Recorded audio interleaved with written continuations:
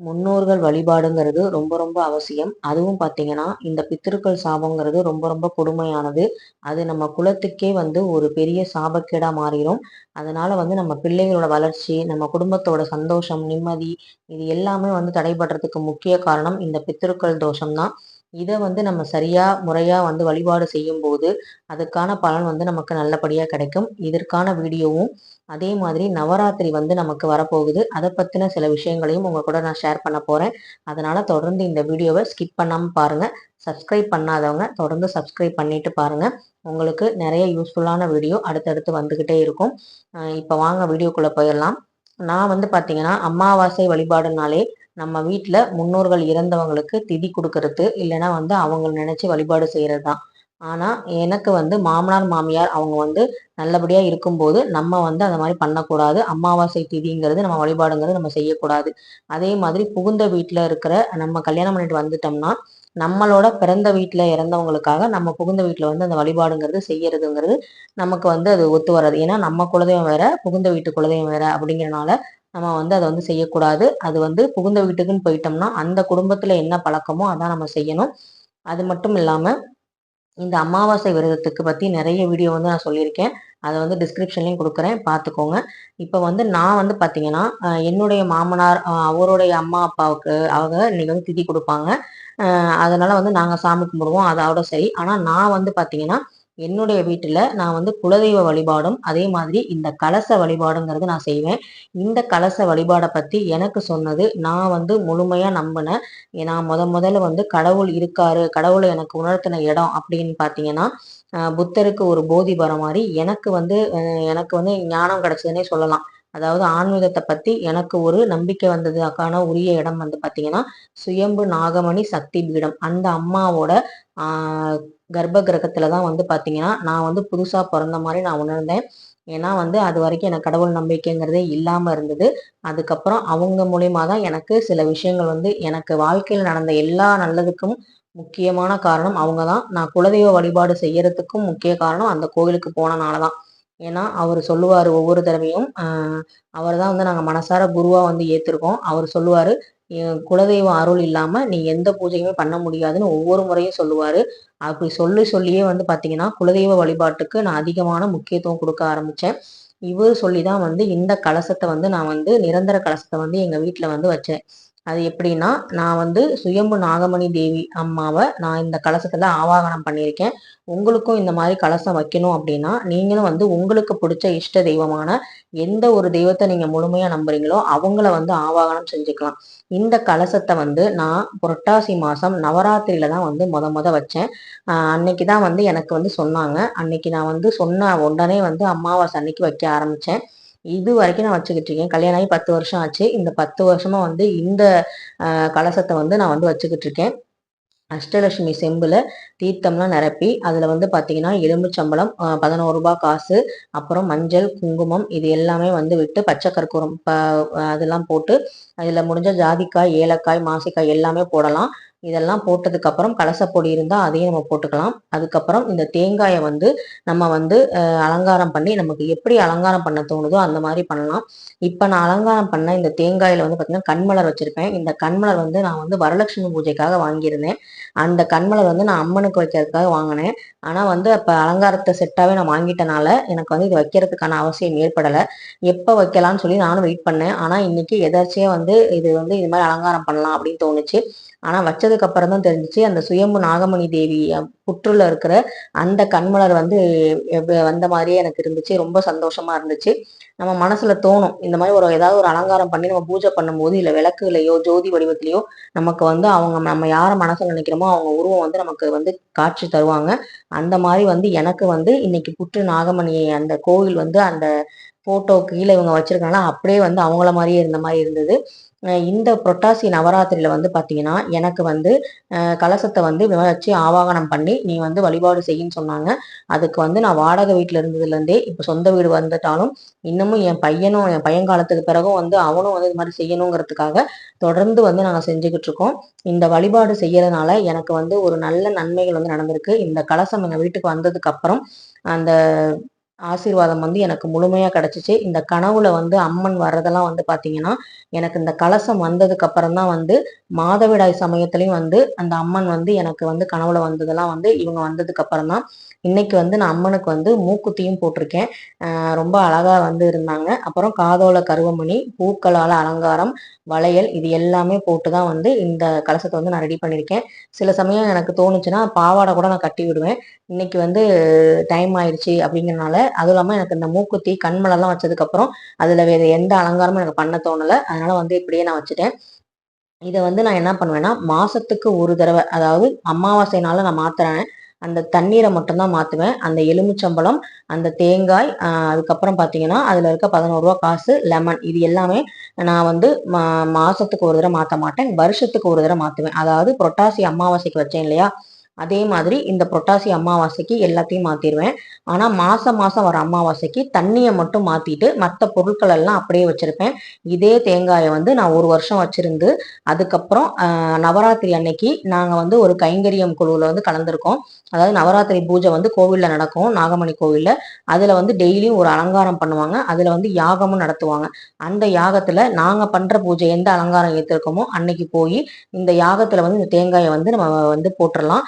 அப்படி இல்லாத பட்சத்துல நம்ம ஆத்துலயும் விடலாம். நம்ம அந்த மாதிரி போட முடியல அப்படின்னா. இது மாதிரி வந்து நிரந்தர கலசம் நம்ம வீட்ல வைக்கும்போது வீடும் வந்து பாத்தீங்கன்னா சுபிக்ஷமா இருக்கும். அதே மாதிரி கலசத்துக்கு இருக்கிற பவர் வந்து நான் சொல்லி உங்களுக்கு தெரிய வேண்டியதில்ல. கோவில் கும்பாபிஷேகத்துல இருந்து, நம்ம வீடு கட்டுறதுல இருந்து, கிரகப்பிரவேசத்துல இருந்து எந்த ஒரு விஷயம்னாலும் இந்த கலசம்ங்கிறது ரொம்ப ரொம்ப முக்கியமா இருக்கும். அது எப்பவுமே கோபுரத்துல தான் இருக்கும். அந்த மாதிரி ஒரு கலச வழிபாடு நம்ம வீட்ல செய்யும்போது நமக்கு நிறைய நன்மைகள் நடக்கும். உங்களுக்கு இஷ்டமான தெய்வத்தை நினைச்சு நீங்களும் வந்து இந்த கலச வழிபாடு செய்யலாம். ஆனா மாசம் மாசம் நம்ம தண்ணியை மட்டும் மாத்திரணும். தண்ணியை மாத்திட்டு மற்ற பொருட்கள் எல்லாம் நீங்க அதையே வச்சுக்கலாம். பூக்கள் வந்து நம்ம அலங்காரம் பண்ணுவோம். அதுக்கப்புறம் நமக்கு தெரிஞ்ச அந்த ஓம் சக்தி, பராசக்தி அந்த மந்திரத்தை சொல்லலாம். இல்ல உங்களுக்கு இஷ்டமான தெய்வத்துக்கு என்ன மந்திரமோ அதை சொல்லி அர்ச்சனை பண்ணி அவங்களுக்கு பால், கல்கண்டு இது மாதிரி நெய்வேத்தியம் வைக்கலாம். அது மாதிரி செஞ்சுட்டு வந்தீங்கன்னா உங்களுக்கு வந்து நிறைய மாற்றங்கள் வந்து நமக்கு நடக்கும். அந்த கலசத்தை வந்து நம்ம தேங்காய் வந்து வருஷத்துக்கு ஒரு தடவை தான் மாத்த போறோம். லெமனும் அப்படிதான். இடையில வந்து லெமன் வந்து நீங்க மாசம் மாசம் அமாவாசைக்கு தண்ணி மாத்தும் போது லெமன் ஏதாவது அழுகி இருந்துச்சு, இல்ல வந்து ரொம்ப வந்து வீணா போயிடுச்சு அப்படின்னா நீங்க அதை எடுத்துட்டு அதுக்கு பதிலாக வேற லெமன் மட்டும் மாத்திக்கலாம். மற்றபடி அந்த ரூ. 11 காயின் இதெல்லாம் வந்து நீங்க அதையே வந்து யூஸ் பண்ணிக்கலாம். ரொம்ப ரொம்ப ஒரு நல்ல வந்து ஒரு எளிய பரிகாரம். நீங்க வந்து வரலட்சுமி நோன்பு வைக்க முடியல கலசம், இல்ல வந்து எனக்கு வந்து வேற எந்த கலசமும் வச்சு வழிபாடு செய்ய முடியலன்னா, இந்த மாதிரி ஒரு சின்ன செம்புல நீங்க வந்து கூட வச்சு கலசம் வச்சு நீங்க வந்து வழிபாடு செய்யலாம். ரொம்ப ரொம்ப சக்தி வாய்ந்த வழிபாடு. அதுக்கப்புறம் பார்த்தீங்கன்னா, பசுவும் கன்னுக்குட்டியும் வந்து வந்துட்டாங்க. வழக்கம் போல நான் சொல்ற மாதிரி தான். எந்த ஒரு பூஜைனாலும் இவங்க வந்துடுறாங்க. ஆனா இன்னைக்கு ரொம்ப அதிகமா வந்துட்டாங்க. ஆனா வீட்ல பார்த்தீங்கன்னா பழங்கள் இல்ல. அதே மாதிரி வேற எந்த ஒரு இதுவும் இல்ல மாட்டுக்கு குடுக்கறதுக்கு. ஆனா டக்குன்னு வந்து எதுவுமே இல்ல போன்னு சொல்லி நான் சொல்லிட்டேன். ஆனா வந்து போகாம நின்னுகிட்டே இருந்தாங்க. ஆனா நம்ம மனசுல தோணும் இல்லையா, ஏதாவது ஒண்ணு வைக்கணும் அப்படி, அகத்திக்கீரையும் இல்லையேன்னு யோசிச்சுட்டே இருந்தேன். அதுக்கப்புறம் நான் எப்பவும் பழைய மாதிரி செய்யற மாதிரி பச்சரிசி, வெல்லம் கலந்து அந்த பசுவுக்கு வந்து நான் வந்து முறத்துல வந்து வச்சுட்டேன். ரொம்ப வந்து எல்லாருமே வந்து நிறைய சாப்பிட்டாங்க. அப்புறம் இந்த கண்ணுக்குட்டி வந்து எல்லாம் துரத்திக்கிட்டே இருந்தாங்க சாப்பிட விடாம. அதனால திரும்ப வந்து அவங்களுக்கு வந்து வச்சேன். அப்ப வந்து எல்லா கன்னுக்குட்டி, பசு எல்லாமே வந்து சாப்பிட்டு எனக்கு ரொம்ப சந்தோஷமா இருந்துச்சு. அதுக்கப்புறம் வழக்கம் போல நான் நிலைவாசல் தீபம், அதுக்கப்புறம் பூஜைக்கு தேவையான விஷயங்கள்லாம் பண்ண ஆரம்பிச்சேன். இப்ப நான் வந்து நவராத்திரி வந்து எனக்கு வந்து நான் வீட்ல வந்து கொலு வந்து வச்சு பழக்கம் இல்ல. ஆனா இந்த கலசம் வந்ததுக்கப்புறம் இதையே வந்து நான் அம்மனா வந்து பாவிச்சு நான் வந்து வேண்டுதல் வந்து பண்ணிக்கிட்டு இருக்கேன். அதே மாதிரி இன்னைக்கு அமாவாசைக்கு வச்சுட்டேன். நாளைக்கு வந்து நவராத்திரி ஸ்டார்ட் ஆகுது. உங்க வீட்ல கண்டிப்பா வந்து மகாலட்சுமி போட்டோ இருக்கும். அதே மாதிரி சரஸ்வதி அந்த 5 முகங்கள் உள்ள அந்த 5 படங்கள் உள்ள போட்டோ வந்து கண்டிப்பா எல்லார் வீட்லயும் இருக்கும். அதே மாதிரி பாத்தீங்கன்னா அந்த சிவன் பார்வதி போட்டோ இருந்தா அதையும் நீங்க வச்சுக்கலாம். இந்த மாதிரி வந்து இல்ல துர்க்கை அம்மன் போட்டோ இருந்தா அவங்களையும் வச்சுக்கலாம். இந்த மாதிரி நீங்க 9 நாள 3 3 நாளா பிரிச்சு ஒவ்வொரு அம்மனாவும் நீங்க வந்து அதாவது சக்தி, அந்த அவங்க துர்க்கை அம்மன், பார்வதி, சரஸ்வதி இவங்க 3 பேரையும் நீங்க நினைச்சு, லக்ஷ்மி, பார்வதி இல்லைன்னா துர்க்கை இந்த 3 பேரையும் நீங்க வச்சு ஒரு விளக்குல கூட நீங்க ஆவாகனம் செஞ்சு நீங்க வந்து 9 நாள் பிரசாதம் செஞ்சு நீங்க வழிபட்டாலே போதும். கொலுவுல வந்து வச்சு இப்ப நம்ம வேண்டுனா கண்டிப்பா பழிக்கும்னு சொல்லுவாங்க. நான் வந்து கிருஷ்ணரை வந்து கொலுவுல, அதாவது கோவில்ல வச்சிருக்க அந்த கொலுவுல போய் தான் வந்து நான் அந்த படிக்கட்டுல வச்சிருப்பாங்க இல்லையா, அதுல போய் கிருஷ்ணரை வாங்கி வச்சேன். அந்த கிருஷ்ணரை வாங்கி வைக்கும்போது எனக்கு வந்து அந்த புரட்டாசி மாசம் நவராத்திரியிலே வந்து பாத்தீங்கன்னா கரு வந்து தரிச்சது. அதே மாதிரி பாத்தீங்கன்னா வீடும் வந்து நான் வந்து மண்ணாலான வீடை வந்து அந்த கொலு படிக்கட்டுல வந்து வச்சேன். குழந்தை பிறந்ததுக்கு அப்புறம் அந்த வீடு கட்டுற பேச்சு ஆரம்பிக்கும் போது அதே மாதிரி அந்த ஏரியாவிலேயே, அந்த சரௌண்டிங்குள்ளேயே, அந்த எல்லைக்குள்ளேயே எனக்கு வந்து இடம் கிடைச்சு நாங்க வந்து வீடு கட்டணும். அது வந்து பணமும் நகையும் பெருசா இல்லாமலே வந்து ஏதோ ஒரு உதவி மூலமா எங்களுக்கு வந்து அந்த இடம் வந்து அமைஞ்சதுங்கிறது பெரிய வந்து மிராக்கள் தான். ஸோ வந்து கொலுவு வந்து நான் ரொம்ப ரொம்ப நம்புவேன். அந்த கொலுவை வந்து பாத்தீங்கன்னா நான் வந்து நவராத்திரி அன்னைக்கு பக்கத்துல இருக்க மகாசக்தி மாரியம்மன் கோயிலுக்கும் போவேன். அதே மாதிரி எங்க நாகமணி அம்மன் கோயிலையும் பாத்தீங்கன்னா 10 நாளுமே நடக்கும். அதுவும் கடைசியா வர அந்த விஜயதசமிங்கிறது ரொம்ப ரொம்ப முக்கியம். அந்த விஜயதசமி அன்னைக்கு வன்னி மரத்தை சுத்துறதுங்கிறது ரொம்ப பெரிய பலனை கொடுக்கும். 21 முறை சுத்தணும். வன்னி மரம் தலவிருட்சமா இருக்கிற இடத்துல கோவில்ல உங்களால சுத்த முடியும்னா கண்டிப்பா விஜயதசமி அன்னைக்கு செய்யுங்க. நான் வந்து பாத்தீங்கன்னா விஜயதசமி அன்னைக்கு மகாசக்தி மாரியம்மன் கோயில்ல தொட்டில் கட்டின அந்த சூளத்துல எனக்கு வந்து அவ்வளோ ஒரு சக்சஸ்ஃபுல்லா அந்த நவராத்திரி முடியும் போது எனக்கு வந்து அந்த அம்பாள் வந்து எனக்கு அனுகிரகம் பண்ணாங்க. அதை நான் வந்து இன்ன வரைக்கும் நான் மறக்காம இருக்கேன். என் பையனுக்கும் 8 வயசாச்சு. இந்த 8 வருஷம் அந்த விஜயதசமி அன்னைக்கு வன்னி மரத்தை சுத்துறதுங்கிறது நான் வந்து நிறுத்தாம இன்னமும் பண்ணிட்டு இருக்கேன். ஏன்னா பாண்டவர்கள் வந்து போருக்கு போறதுக்கு முன்னாடி அவங்க ஆயுதங்களை வந்து வன்னி மரத்துக்கு அடியில தான் வந்து வச்சு அதுக்கப்புறம் தான் வந்து ஜெயிச்சாங்கன்னு சொல்லுவாங்க. அப்படிப்பட்ட விஜயம்னாலே வெற்றி தான். அந்த விஜயதசமி அன்னைக்கு நீங்களும் வெற்றி பெறணும்னா அதனாலதான் கல்வியை வந்து நம்ம வந்து அன்னைக்கு வந்து தொடங்குறோம். ஏதாவது தொழில் தொடங்குறோம், ஏதாவது ஒரு நோட்டு வந்து புது கணக்கு ஆரம்பிக்கிறோம். இந்த மாதிரி விஷயங்கள் எல்லாமே பண்ணலாம். விஜயதசமி அன்னைக்கு எது பண்ணாலுமே வெற்றியா தான் இருக்கும். உங்களால எதுவுமே முடியலன்னா ஒரு பச்சை கலர் பர்ஸ் வாங்கி அதுல வந்து ஒரு 101 ரூபா காசையாவது போட்டு வைங்க, செல்வம் சேரணும் அப்படிங்கிறதுக்காக. நான் அந்த மாதிரிலாம் பண்ணியிருக்கேன். அதனாலதான் உங்ககிட்ட சொல்றேன். இந்த மாதிரி வந்து கொலுவுல வந்து நீங்க பக்கத்துல கலந்துக்கிறீங்க, இல்ல வந்து உங்களால முடியலன்னா வீட்டுல காமாட்சி அம்மன் தீபத்துக்கு முன்னாடி 3 நாளும் மும்மூணா பிரிச்சு 9 நாளுமே வந்து நீங்க பிரிச்சு முப்பெரும் தேவிகளையும் நீங்க அதுல 3 நாள் ஆவாகனம் செஞ்சு முதல்ல 3 நாள் வந்து துர்க்கை அம்மன், அடுத்த 3 நாள் வந்து லக்ஷ்மி, அடுத்த 3 நாள் வந்து பார்வதி, இல்ல வந்து சரஸ்வதி, அந்த மாதிரி வந்து நீங்க பிரிச்சு நீங்க வந்து பூஜை பண்ணுங்க.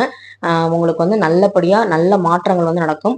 இப்படி வந்து கலசமும் நீங்க வச்சு கலசத்தை மட்டும் நீங்க ஆவாகனம் பண்ணி 3 நாளைக்கு வந்து நீங்க வந்து அவங்கள வந்து தண்ணியை வந்து மாத்தி நீங்க வந்து பூஜை பண்ணலாம். இதுவும் வந்து பண்ணலாம். இது வந்து ரொம்ப ரொம்ப நல்லது. கலச வழிபாடு பண்ணணும்னு டவுட்ல இருக்கவங்க கண்டிப்பா பண்ணுங்க. ஏன்னா எங்க வீட்டுல 2 வீட்லயும் அந்த பழக்கம் கிடையாது. ஆனா நான் வந்து அந்த கலச வழிபாடை எடுத்து பண்ணி எனக்கு நிறைய நல்லதுதான் நடந்திருக்கு. இந்த கலச வழிபாடு எந்த ஒரு அமாவாசைக்கு நான் தவறாம பண்ணிருக்கேன். ஏதோ ஒரு நாள் அமாவாசை அன்னைக்கு நான் வந்து மாதவிடாய் சமயம் ஆனா கூட அந்த வர வெள்ளிக்கிழமையோ இல்ல செவ்வாய்க்கிழமையோ அந்த வந்து நான் வந்து கலசத்தை மாத்தி நான் வந்து வழிபாடு செய்வேன். அதனால வந்து நம்ம அமாவாசை அன்னைக்கு நம்ம தூரம் ஆயிட்டோங்கிறத அந்த பயமும் உங்களுக்கு தேவையில்லை. அந்த வெள்ளி செவ்வாயில கூட நம்ம பண்ணிக்கலாம். அந்த ஒரு இது வந்துருச்சுன்னா தடைபட்டுருச்சுன்னா கூட. ஆனா மாசத்துல கண்டிப்பா அந்த தண்ணியை வந்து மாத்திரணும். வருஷத்துக்கு ஒரு தடவை எல்லாத்தையுமே நம்ம மாத்தி நம்ம வந்து ஆவாகனம் பண்ணி புதுப்பிக்கணும் அம்பால. இது வந்து ஒரு ஒரு நமக்கு வந்து வீட்டுக்கு வந்து ஒரு சுபிக்ஷத்தை வந்து கொடுக்குற ஒரு நல்ல வழிபாடு. இந்த மாதிரி வழிபாடு உங்களுக்கு செய்யணும்னு ஆசையா இருந்தா கண்டிப்பா செய்யுங்க. அந்த தேங்காயில வந்து அம்மன் முகத்தை வந்து உங்களால எவ்வளவு அலங்காரம் பண்ண முடியுமோ வரைஞ்சி வாசனையான பூக்களால நீங்க வந்து அலங்காரம் பண்ணுங்க. கண்டிப்பா அம்பாள் வந்து நம்ம வீட்டுல நடமாடுறது, அந்த கொலுசு சவுண்டு கேட்கறது, அந்த சிரிப்பு சத்தம் கேட்கறது, கனவுல வந்து நம்ம காட்சி தர்றது, இந்த மாதிரி நிறைய மிராக்கல்ஸ் வந்து நமக்கு நடக்கும். இது வந்து எனக்கு நடந்தனால உங்களுக்கு சொல்றேன். எங்க வீட்டு அம்பாள் வந்து எப்படி இருக்காங்கன்னு சொல்லுங்க. நான் வந்து கொலு வச்ச மாதிரிதான் எனக்கு இந்த புரட்டாசி வந்தாலே நான் வந்து 9 நாளும் ஏதாவது ஒரு பிரசாதம் வந்து செஞ்சு சாமிக்கு வந்து படைச்சு நாங்க பக்கத்துல இருக்கவங்க கொடுக்கலாம், இல்ல நம்ம வீட்டுக்கு தேடி வரவங்களுக்கு கொடுக்கலாம். அந்த மாதிரி வந்து பண்ணுங்க. கண்டிப்பா நல்லதே நடக்கும். இந்த அமாவாசைக்கு உங்ககிட்ட இந்த விஷயத்த சொன்னதுல எனக்கு ரொம்ப சந்தோஷம். என் வீடியோ பிடிச்சிருந்தா கண்டிப்பா சப்ஸ்கிரைப் பண்ணுங்க, லைக் பண்ணுங்க, ஷேர் பண்ணுங்க. தேங்க்யூ.